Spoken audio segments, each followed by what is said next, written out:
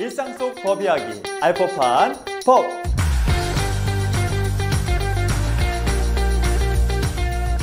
이제부터 일상 속 밀접한 사건 사고들을 법의 눈으로 들여다봅니다. 전문 변호사와 함께 사례부터 판례까지 쏙쏙 알려드리겠습니다. 알법한 법 이강재 변호사와 함께하겠습니다. 어서 오세요. 네, 안녕하세요. 생활 속 법 궁금증을 시원하게 풀어드릴 이강재 변호사입니다. 반갑습니다. 자, 알법한 법 오늘은 또 어떤 일상 속 법 이야기인가요? 오늘은 우리의 소중한 가족, 반려견에 대한 이야기를 나눠볼 건데요. 이혼을 할 경우에 반려견은 누가 키워야 될까요? 아, 진짜 이거 고민되고 현실적인 문제인데, 사실 이혼할 때 재산도 나누고 사실 양육권도 나누잖아요. 그래서 서로가 원할 경우에는 반려견을 누가 키울지 이거 진짜 고민일 것 같은데, 법적으로 이 반려견도 양육권 개념이 적용되나요? 일단 반려견의 법적 지위를 말씀드리면, 대법원 판결에서는 동물 자체가 위자료 청구권의 귀속 주체가 될 수 없고, 그 동물이 반려동물이어도 마찬가지라고 판결하여 이 반려동물의 법적 지위를 민법상 물건으로 보고 있습니다. 이 때문에 법원에서도 반려견의 양육을 결정할 때는 물건을 누구의 소유로 할 것인가, 쉽게 말하면 재산 분할의 일환으로 판단하는 것입니다. 양육권처럼 자녀의 복리, 반려견으로 치면 반려견의 복리, 이런 것들을 우선적으로 고려하는 것이 아닙니다. 아니, 저도 반려묘를 키우고 있는데 이렇게 이 사랑하는 가족을 물건이라고 하니까 좀 너무 슬픈 것 같은데, 그렇다면 이렇게 물건이니까 재산 분할의 대상이 된다는 거예요? 네, 맞습니다. 물건이기 때문에 재산 분할의 대상이 되는 것입니다. 반려견을 구입하는데 들어간 비용, 양육에 들어간 비용 등을 고려해서 재산 분할 대상에 포함이 될 수가 있습니다. 예를 들어서 부부가 결혼 후에 공동으로 반려견을 입양했고 사료비, 병원비, 미용비 같은 것들을 함께 부담했다면, 네. 이혼 시에 이 반려견의 가치를 재산 분할에 포함시켜서 정산을 할 수가 있다는 것입니다. 하지만 모든 반려견이 재산 분할 대상이 되는 것은 아닌데요. 부부 공동 재산으로 인정이 될 경우에만 대상이 되고, 만약에 한쪽 배우자가 결혼 전에 키우던 반려견을 특정 배우자가 전적으로 비용을 부담하고 돌봐왔다면 그것은 부부의 공동 재산이 아니기 때문에 한쪽 배우자의 전적인 소유물로 인정이 되고, 그것을 법적인 용어로 특유 재산이라고 하는데요. 이처럼 재산 분할 대상에서 제외될 수가 있습니다. 이게 조금 약간 까다로운 문제 같은데 실제 사례가 어떻게 될까요? 예를 들어서 남편이 결혼 전에 키우던 강아지라면 이혼 후에 무조건 남편이 데려가는 건가요? 혼인 전에 키우던 반려견이라면 그 소유주가 키우는 게 원칙입니다. 하지만 이것도 부부의 상황에 따라서 달라질 수가 있습니다. 먼저 서울가정법원의 2017년 조정 사례인데요. 남편이 혼인 전에 키우던 반려견이 있었는데 결혼 후에 아내가 주로 반려견을 돌보고 산책, 목욕, 병원 진료 등 대부분의 양육을 책임졌습니다. 처음에는 남편이 반려견을 데려가겠다고 주장했지만 법원에서는 반려견의 양육 환경, 주로 누가 돌봤는지, 정서적인 유대관계 등을 종합적으로 고려했습니다. 심지어 이 반려견이 아내에게만 유독 애착을 보였던 점도 참작이 되었습니다.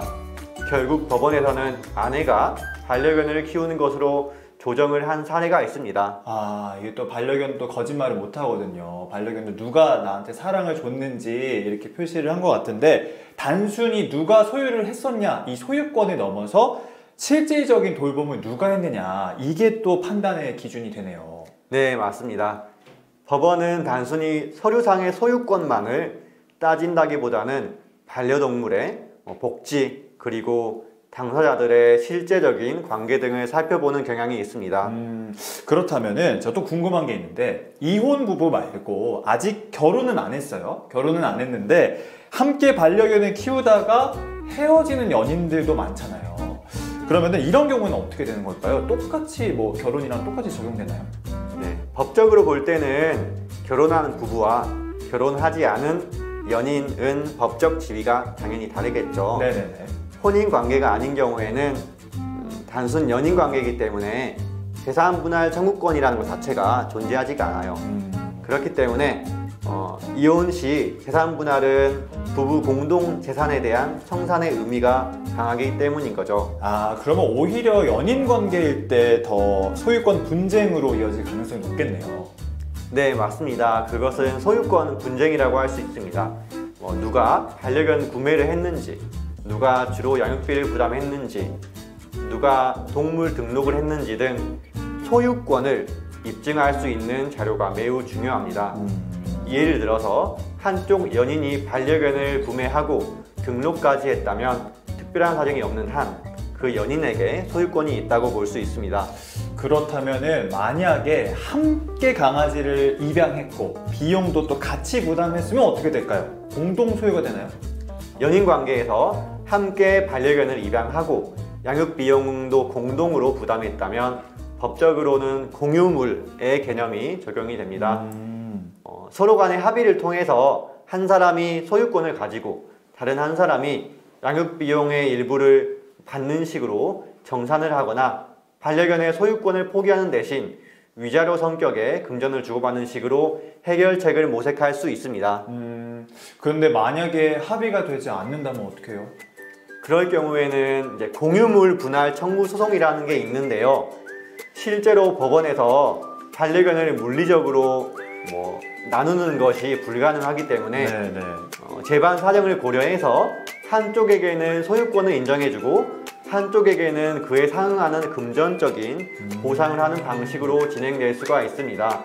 이때도 역시 누가 더 반려견을 잘 돌볼 수 있는지, 반려견의 복리에 어떤 상황이 유리한지를 종합적으로 고려하게 될 것으로 보입니다. 아, 역시나 또 마찬가지로 소유권도 중요하지만 누가 더 사랑으로 돌봤는지 이게 또 중요하다 말씀을 해주신 것 같습니다.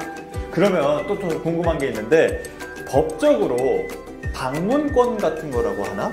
이런 것들도 좀 정할 수 있나요? 아이들처럼? 안타깝게도 아까 말씀드렸듯이 반려견은 법적으로 물건으로 분류되기 때문에 아직 법적으로 명확한 면접 교섭권이라고 할 개념은 없습니다. 하지만 부부 사이에 합의한다면 충분히 협의를 통해서 면접 교섭과 유사한 방식으로 만남을 정할 수 있습니다. 그것은 이혼한 부부뿐만이 아니고 헤어진 연인들 사이에서도 합의를 할 수 있습니다. 그렇구나.